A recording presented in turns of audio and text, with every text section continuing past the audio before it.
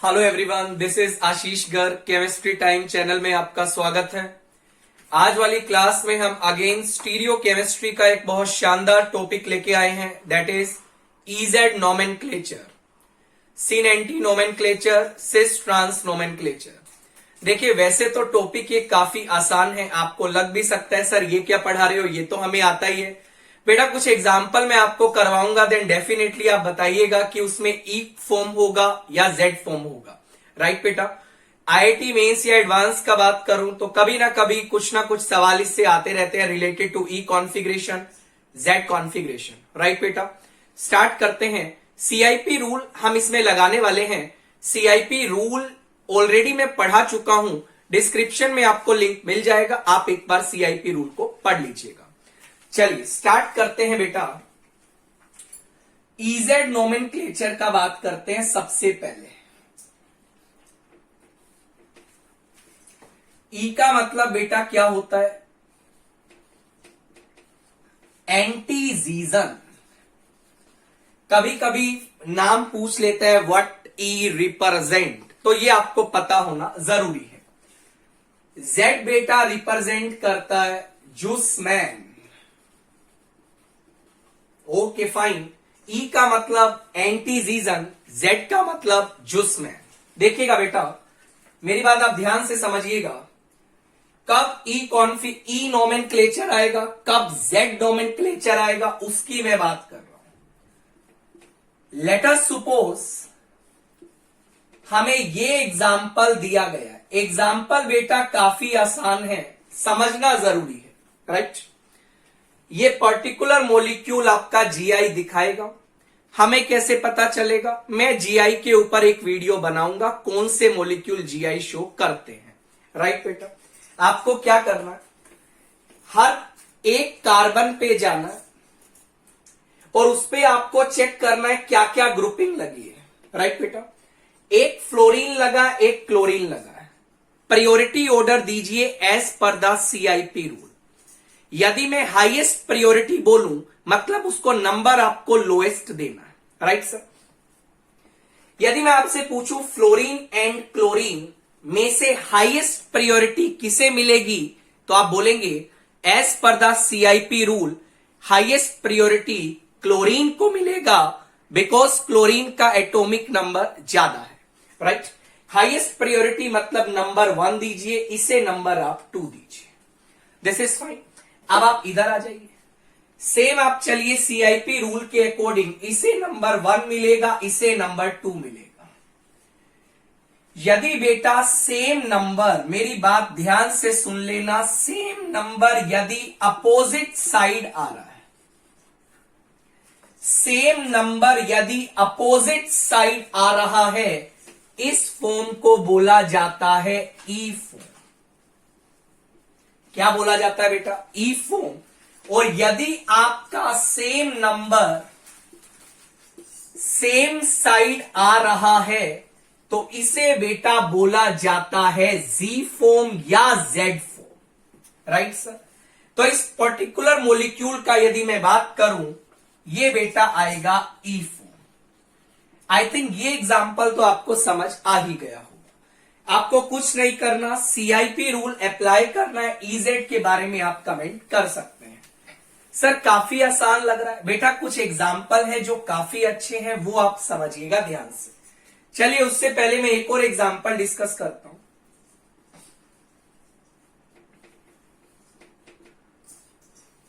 ये मॉलिक्यूल आपको दिया गया, ई और जेड पूछा। यदि मैं इन दोनों में से पूछूं, क्लोरीन को हाईएस्ट प्रायोरिटी मिलेगा मतलब लोएस्ट नंबर मिलेगा।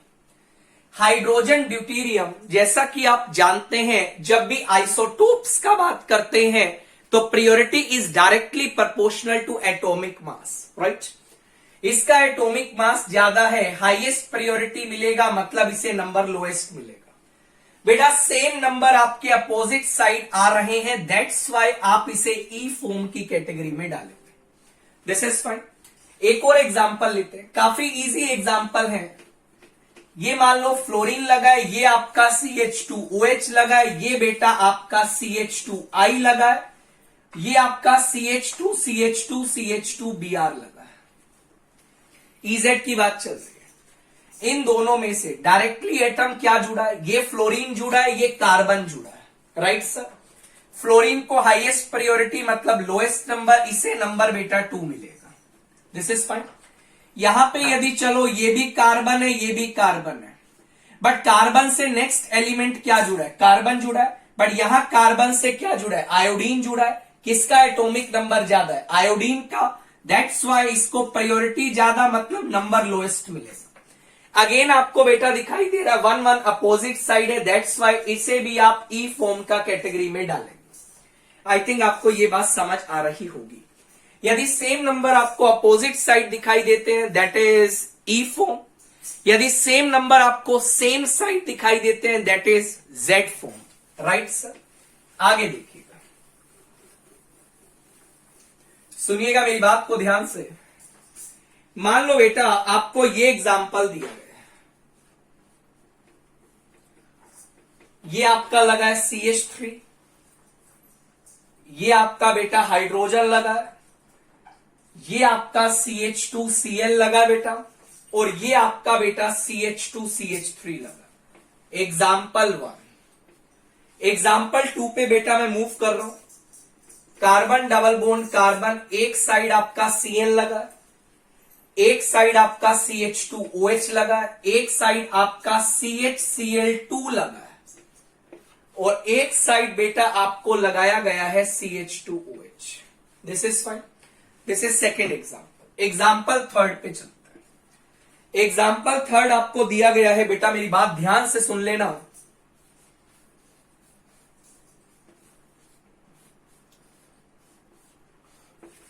ये आपको एग्जाम्पल बेटा थर्ड दिया गया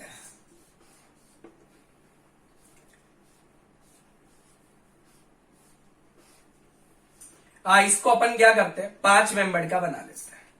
बहुत बढ़िया।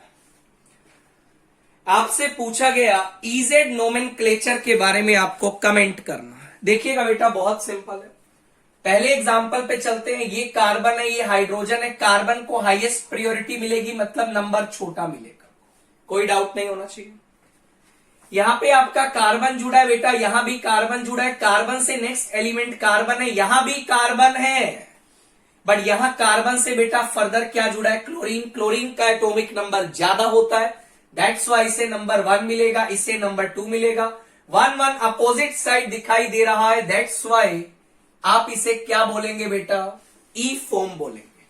क्या बोलेंगे बेटा? ई फॉर्म। आगे देखिए, ये बेटा कार्बन जुड़ा है, ये भी कार्बन जुड़ा है। मल्टीपल बॉन्ड को कैसे ट्रीट करते हैं मैं आपको बता चुका हूं। इस कार्बन से जो नेक्स्ट एलिमेंट जुड़ा है जिसका एटॉमिक नंबर ज्यादा है that is oxygen, right.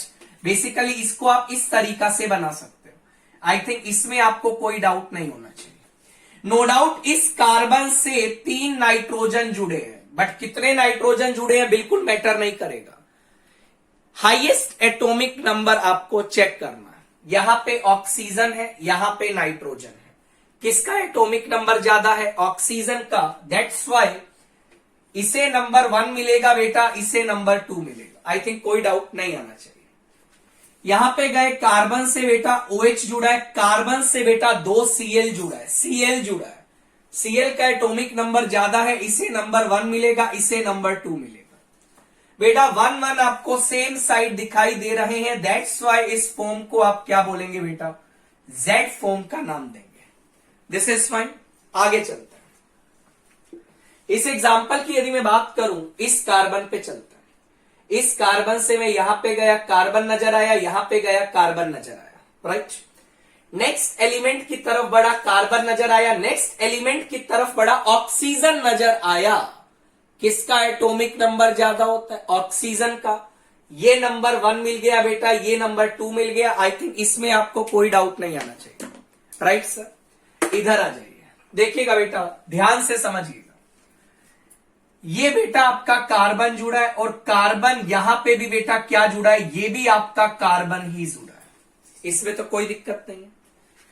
Carbon से बेटा नेक्स्ट एलिमेंट ऑक्सीजन जुड़ा है, यहां पे भी ऑक्सीजन जुड़ा है, कोई दिक्कत नहीं है। चले आगे। उसके बाद एक CH2, एक CH2, उसके बाद एक CH2 एक CH2, बहुत बढ़िया।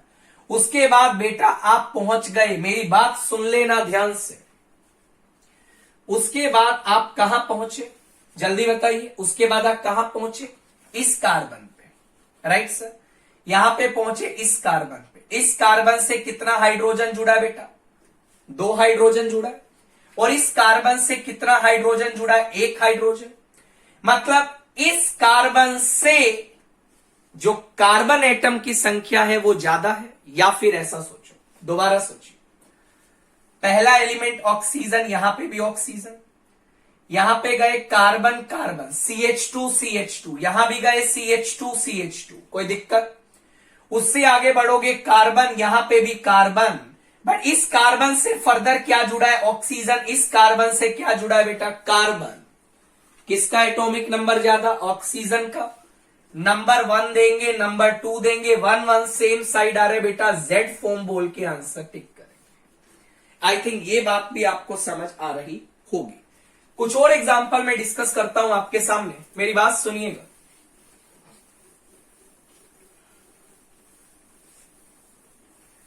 मेरी बात सुनिएगा बेटा ध्यान से। आपके सामने एग्जांपल आ रहा है, ये आपका COCl लगा बेटा, ये आपका Cl लगा है, ये आपका C डबल बॉन्ड OH लगा है, ये आपका CHO लगा है। पहला सवाल। दूसरे सवाल पे मैं मूव कर रहा हूं। ये आपका 4 मेंबर का रिंग बना हुआ है इस तरीका से।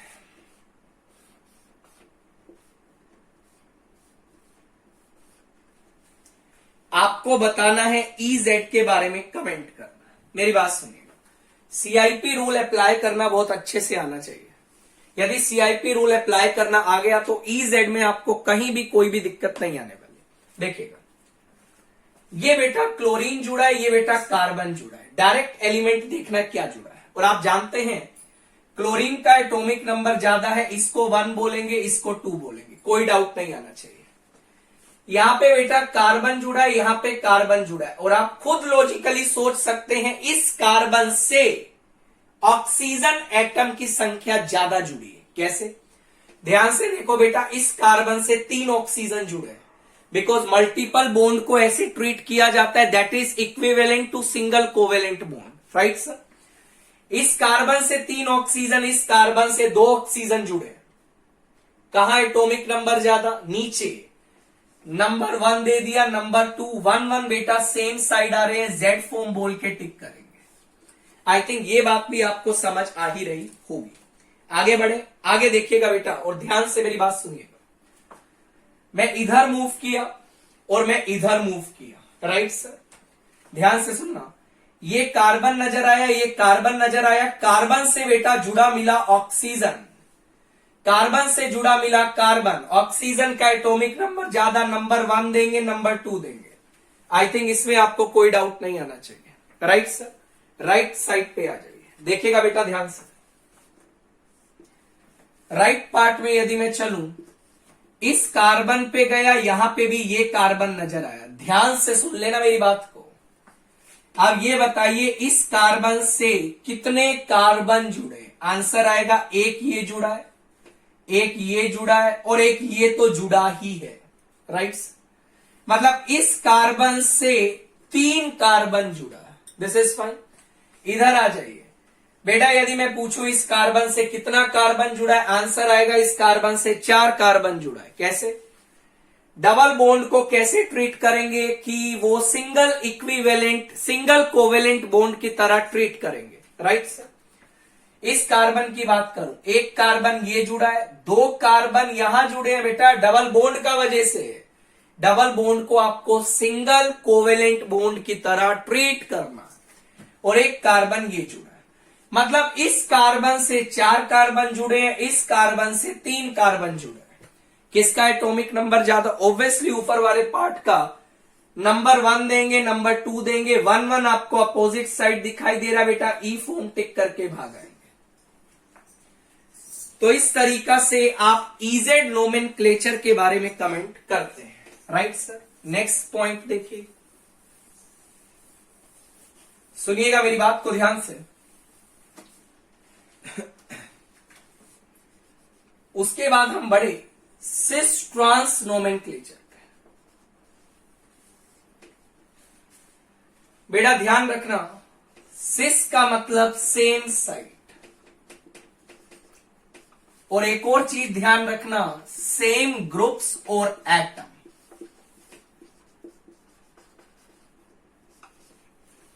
सिस और ट्रांस जब हम डिफाइन करते हैं, सेम साइड पे यदि सेम एटम या ग्रुप दिखाई दे रहा है तब उसको आप सिस फॉर्म बोलेंगे। Right sir. ट्रांस का मतलब क्या होता है बेटा? ट्रांस का मतलब होता है अपोजिट साइड, और अपोजिट साइड भी क्या? सेम ग्रुप्स और एटम, सेम ग्रुप्स और एटम्स। बहुत बढ़िया, सुनिएगा मेरी बात ध्यान से। मान लो आपको ये सवाल दिया,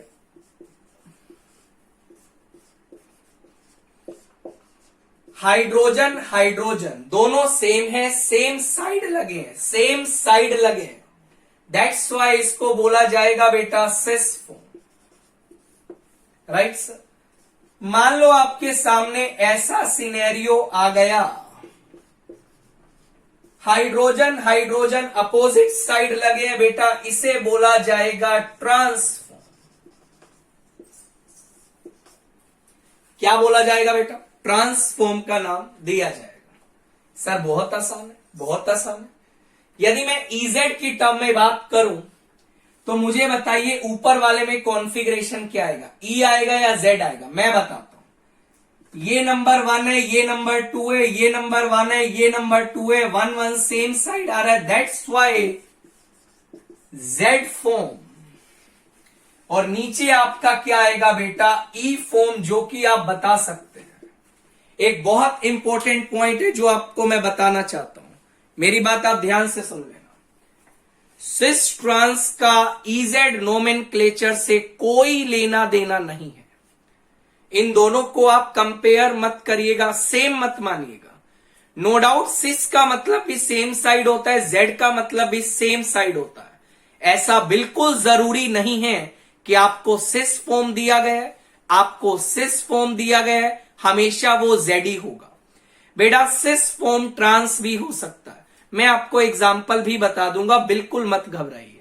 सुनिएगा मेरी बात को, ये बहुत इंपॉर्टेंट पॉइंट है। बच्चों के दिमाग में जनरली ये एक डाउट रहता है, सर सिस का मतलब जेड होता है, ट्रांस का मतलब ई होता है। बेटा बिल्कुल गलत तरीका है सोचने का, इसको स्टार बना के लिख लो बेशक। Cis trans nomenclature does not have any relation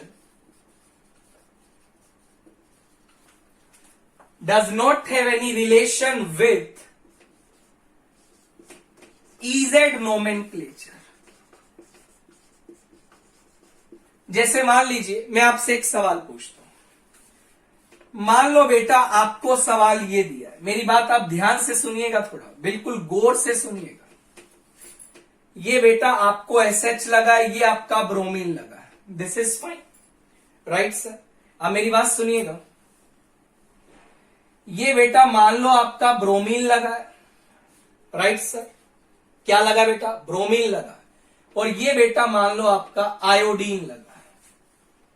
cis trans की टर्म में चलिए, BR सेम साइड दिखाई दे रहा है, सिस फॉर्म बोलेंगे। बहुत अच्छी बात है। EZ की फॉर्म में चलिए, नंबर 1 नंबर 2 कोई दिक्कत? As per the CIP rule number 1 number 2 कोई डाउट नहीं होना चाहिए। 1 1 अपोजिट साइड है बेटा, ई फॉर्म टिक करके आएगा। तो ध्यान रखना, दिमाग से ये डाउट निकाल दीजिए कि सिस ट्रांस का मतलब हमेशा Z और E होता है।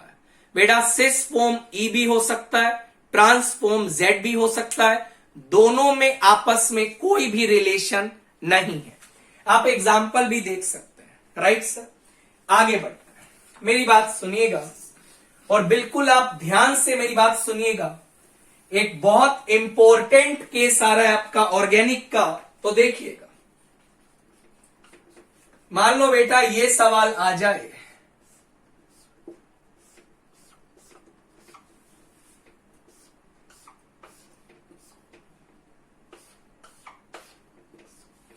मैं चाहता हूं इस डबल बॉन्ड के अक्रॉस कॉन्फ़िगरेशन बताना। मेरी बात सुन लेना ध्यान से। मैं इस डबल बॉन्ड के अक्रॉस कॉन्फ़िगरेशन चाहता हूं EZ की फॉर्म में, EZ की फॉर्म में। Right sir? अरे सर बेवकूफ बना रहे हो क्या? इस डबल बॉन्ड के अक्रॉस GI देखा जाएगा? बिकॉज हमें तो दोनों ग्रुप सेम दिखाई दे रहे हैं। बेटा आप लोग गलत हैं। इस डबल बॉन्ड के अक्रॉस भी GI देखा जाएगा। कैसे? मैं आपको बताता हूं। सबसे पहले मुझे बताइए इस डबल बॉन्ड के अक्रॉस कॉन्फ़िगरेशन क्या होगी? आंसर आएगा बेटा E4। कैसे पता लगा? ये कार्बन है, नंबर 1 दोगे, इस साइड यहां पे कार्बन लगा, इससे यहां कार्बन लगा है अपोजिट साइड, इसे 1 मिलेगा, 1 1 अपोजिट साइड आप क्या बोलेंगे? E4। बेटा इधर यदि मैं डिस्कस करूं आपको ऐसा फील आएगा 1 1 यहां पे और यहां पे सेम साइड है बेटा, इसको आप Z फॉर्म बोलेंगे। यहां पे बात करते हैं बेटा 1 1 सेम साइड है, इसको आप Z फॉर्म बोलेंगे और इसको बेटा आप क्या बोलने वाले हैं? E फॉर्म का नाम देने वाले हैं। इसमें तो आई थिंक कोई डाउट नहीं होगा। बट मेरा सवाल ये नहीं था, मैं चाहता था इस डबल बॉन्ड के अक्रॉस कॉन्फ़िगरेशन बताओ, तो आपको CIP रूल लगाना पड़ेगा। सर कैसे बताओगे CIP रूल? ये तो Z आ गया, ये E आ गया। मेरी बात सुन लेना ध्यान से बेटा। एज पर CIP रूल, इफ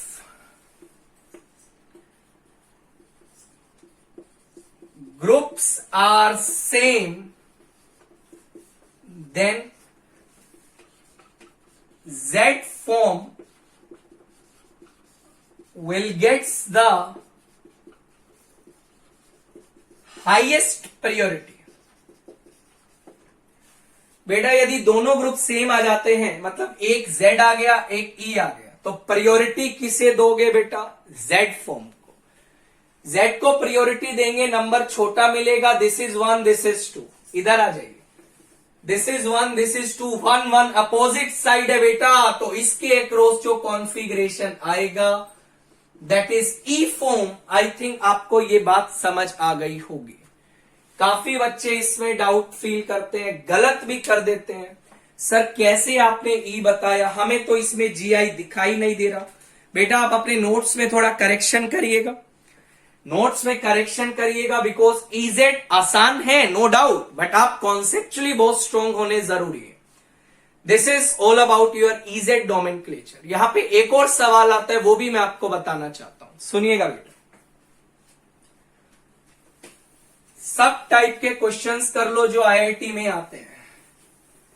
देखिए हल्का फुल्का सवाल नहीं करवाएंगे, हल्का फुल्का सवाल तो वैसे भी YouTube पे आपको कहीं भी मिल जाएगा, ऐसा सवाल नहीं करना।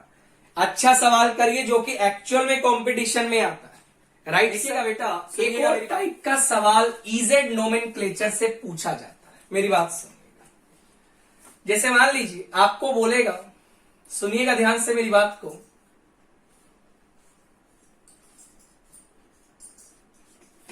आपसे पूछा जा सकता है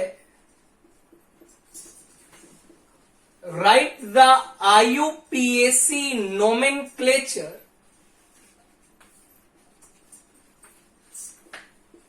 ऑफ दिस कंपाउंड। बेटा इस कंपाउंड का आपको IUPAC नोमेनक्लेचर लिखना है। समझिए सर नंबरिंग कहां से करें, हमें कैसे पता? बेटा IUPAC नोमेनक्लेचर का पूरा प्लेलिस्ट आपको मिल जाएगा। राइट? आपको पूरा IUPAC नोमेनक्लेचर ऑलरेडी पढ़ाया जा चुका है, डिस्क्रिप्शन में आपको लिंक मैं दे दूंगा। Right sir? सुनिए, डबल बॉन्ड को छोटा नंबर मिलना चाहिए बेटा, ये नंबरिंग आपकी सही है। 6 7 8 9 दिस इज फाइन। अब सुनो, यदि मैं पूछूं आपको 2 कार्बन पे कौन सा फॉर्म दिखाई दे रहा है, आप बोलेंगे Z फॉर्म। 4 कार्बन पे बेटा कौन सा दिखाई दे रहा है, आप बोलेंगे ई फॉर्म। 6 कार्बन पे आपको कौन सा दिखाई दे रहा है, आप बोलेंगे जेड फॉर्म। तो इसका आईयूपीएसी नोमेनक्लेचर लिखने का एक स्पेसिफिक तरीका है। कैसे, देखो, bracket start 2z, 4e, 6z bracket बंद, राइट, हाइफन। उसके बाद सुनिएगा 2, 4, 6 नोना ट्राई। सर नोना क्यों यूज किया बेटा, आईयूपीएसी नोमेनक्लेचर आप पढ़ लीजिएगा, आपको सारी चीज का पता लग जाएगा। This is fine. So this is the IUPAC nomenclature. तो बेटा इस तरीके से इजेड नोमेनक्लेचर के ऊपर क्वेश्चन पूछे जा सकते हैं। आईयूपीएसी भी आपसे पूछा जा सकता है, और आपसे ई फॉर्म होगा, जेड फॉर्म होगा, वो भी पूछा जा सकता है। ई और जेड फॉर्म का सिस ट्रांस से कोई लेना देना नहीं है। आगे बढ़ते हैं बेटा सिन एंटी नोमेनक्लेचर। मेरी बात सुनिएगा ध्यान से बेटा, मैं सिन एंटी नोमेनक्लेचर की तरफ मूव कर रहा हूं।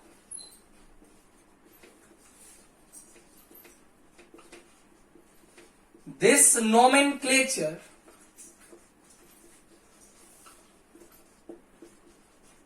is commonly used in case of oxime. Oxime क्या होता है बेटा, सुनिएगा, कार्बन के साथ कभी भी डबल बॉन्ड NOH आपको नजर आए, ऐसे कंपाउंड्स को आप लोग ऑक्साइम बोलते हैं। क्या बोलते हैं बेटा, ऑक्साइम। जैसे मान लो यार आपको एल्डिहाइड दिया गया है, इसका रिएक्शन आपने NH2OH से करवाया, pH 4 to 5 रखा। एल्डिहाइड कीटोन में रिएक्शन में आपको पढ़ाऊंगा मैकेनिज्म के साथ। फिलहाल के लिए होगा क्या, यहां से आप पानी भगाइए, दोनों चीजों को ज्वाइन कर दीजिए। बेटा ज्वाइन करेंगे तो आपके पास कुछ ऐसा ऑक्साइम मिलेगा। ऑक्साइम आप ऐसा भी बना सकते हैं, एंड एक और पॉसिबिलिटी बन सकता है बेटा, मेरी बात आप लोग ध्यान से सुनिएगा, ये भी ऑक्साइम बन सकता है। व्हाट्स द रीजन, बिकॉज ये डबल बॉन्ड बेटा जीआई दिखाएगा। अब जीआई दिखाएगा तो एक सिन फॉर्म भी होगा, एंटी फॉर्म भी होगा। जैसा कि ये ऑक्साइम एल्डिहाइड से बना है, दैट्स वाई इसको आप बोलते हैं एल्डो ऑक्साइम। बेटा इसको क्या बोला जाता है, एल्डो ऑक्साइम का नाम दिया जाता है। बहुत बढ़िया, सुनिएगा मेरी बात को ध्यान से। लेट अस सपोज आपको कीटोन दिया जाता है। अच्छा, कीटोन का रिएक्शन यदि आप करवाते हाइड्रोक्सिल अमाइन pH 4 to 5, बेटा प्रोडक्ट आपके पास कुछ ऐसा देखने को मिलता। आई थिंक आपको बात समझ आ रही होगी। ये डबल बॉन्ड जीआई नहीं दिखाएगा, इस ऑक्साइम को बोला जाता है कीटो ऑक्साइम। कीटो ऑक्साइम क्यों बोलते हैं, बिकॉज ये कहां से आया बेटा, कीटोन से आया। This is fine. अब सिन एंटी नोमेनक्लेचर को आप लोग कैसे डिफाइन करते हैं वो आप जान लीजिए। देखिए बेटा सुनिएगा, तो रूल क्या बोलता है वो सुन लो। If the group that is attached with nitrogen and, मेरी बात ध्यान से सुन लीजिएगा बेटा, and the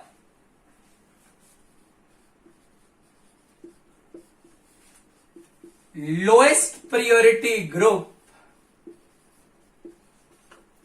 on the carbon is on the same side, then it is known as syn form। Nitrogen से जो ग्रुप जुड़ा है और जो उसके एडजेसेंट कार्बन से लोएस्ट प्रायोरिटी ग्रुप जुड़ा है, यदि वो दोनों ग्रुप सेम साइड में हैं, ऐसी फॉर्म को आप लोग सिन फॉर्म का नाम देते हैं। क्या मतलब है सर? मैं आपको बताता हूं। बेटा मेरी बात आप ध्यान से सुनना थोड़ा। ये लोन पेयर लगा है, नाइट्रोजन से ये ग्रुप जुड़ा है, मान लो ये नंबर 1 दे दिया, कोई दिक्कत नहीं। इन दोनों में से लोएस्ट प्रायोरिटी ग्रुप देखना है। लोएस्ट प्रायोरिटी ग्रुप क्या है बेटा? हाइड्रोजन दिखाई दे रहा। क्या ये दोनों सेम साइड है? आंसर आएगा नहीं, अपोजिट साइड है। दैट्स वाई इस फॉर्म को आप बोलेंगे एंटी फॉर्म। मान लो ये सेम साइड आ जाते तो उस फॉर्म को आप क्या बोलेंगे? सिन फॉर्म। जैसे मान लो बेटा आपके सामने ये सिनेरियो आ जाता, this is number 1 obviously and this is the lowest priority group that are on the same side, so it is known as sin form. I think ये बात आपको समझ आ रही होगी, राइट सर?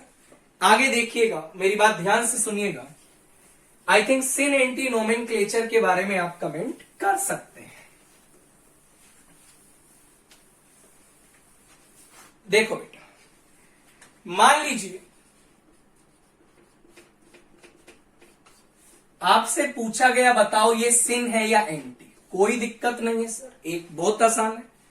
ये नाइट्रोजन से ग्रुप जुड़ा है और इस कार्बन से ये लोएस्ट प्रायोरिटी ग्रुप है, सेम साइड है सर, सिन फॉर्म बोल के आएंगे, राइट?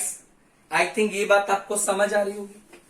मान लो बेटा आपको बोला गया ये CH3 लगा है, डबल बॉन्ड NOH और ये लोन पेयर लगा है, ये ग्रुप लगा है, ये लोएस्ट प्रायोरिटी ग्रुप है।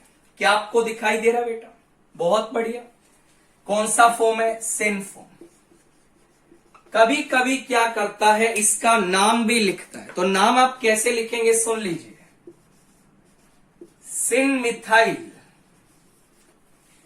बिकॉज सिन पोजीशन पे मिथाइल लगा है, या जब हम सिन पोजीशन डिफाइन कर रहे हैं तो मिथाइल ग्रुप आ रहा है। फिनाइल, और ये जो ऑक्साइम बना होगा बेटा ये कीटोन से बना होगा, दैट्स वाई इसको आप क्या बोलेंगे? कीटो ऑक्साइम। सिन मिथाइल फिनाइल कीटो ऑक्साइम, कीटो ऑक्साइम। मान लो बेटा आपको दूसरा फॉर्म में लिखना पड़े तो दूसरा फॉर्म में आप क्या लिखिएगा? Anti phenyl, because phenyl group कहां लगा है? एंटी पोजीशन पे लगा है, राइट और not? Anti phenyl methyl keto oxime. What is the appropriate answer? ज्यादा अप्रोप्रिएट आंसर ये है बेटा, जो फॉर्म आपको दिया जाए उसको आप उसी फॉर्म में आप नाम लिखने का कोशिश करिए, राइट सर? इस तरीका से आप सिन एंटी नोमेनक्लेचर का भी यूज कर सकते हैं। तो आज वाली क्लास में हमने देखा सिस ट्रांस, इजेड नोमेनक्लेचर का बात किया, सिन एंटी नोमेनक्लेचर का बात किया, राइट सर? नेक्स्ट क्लास में कुछ और कॉन्सेप्ट्स के साथ मिलेंगे, स्टीरियो केमिस्ट्री के ही। देखिए टॉपिक बहुत ज्यादा इंपॉर्टेंट है, बच्चा बहुत डरता है इस टॉपिक से, घबराता भी है। आप चिंता मत करें, बिल्कुल आप सिर्फ वीडियो को फॉलो करते चलिएगा, डेफिनेटली आपको कोई भी दिक्कत नहीं आएगी। उम्मीद करता हूं आपको वीडियो काफी अच्छा लगा होगा। वीडियो अच्छा लगा तो चैनल को लाइक करिएगा, सब्सक्राइब करना मत भूलिएगा। आप लोग अपना ध्यान रखिएगा। Take care, bye.